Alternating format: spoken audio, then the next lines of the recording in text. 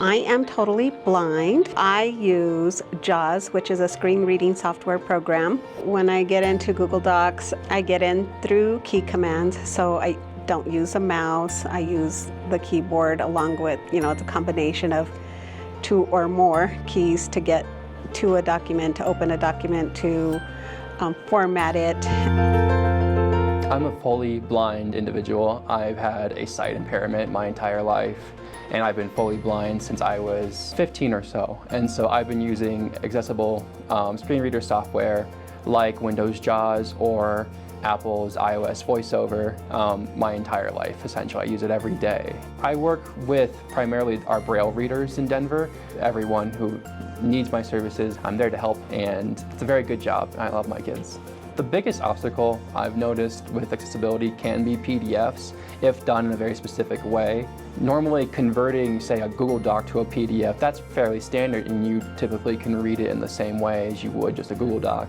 But the challenge is if you adapt it by scanning images. If you were scanning print pages and put them into a PDF, then that's incredibly difficult to navigate because our screen reader is reading the images and it will just say image, image, image, and it won't say what the text is actually inside that image. Unfortunately, when we build something that looks really nice, that means there are layers to it. So there's a picture in the background, there's an image in the background, there are different boxes on the screen, and so it makes it more complicated to navigate the information, and the screen reader will read to you that there's a rectangular box on the left side of the screen. Well, by the time, unfortunately, you get to the text, there's just way too much information that is given to you. And so the text gets lost, the meaning of the actual text gets lost. I've gotten to see firsthand the struggles, the challenges, and the added work that some of our employees that use screen readers have had.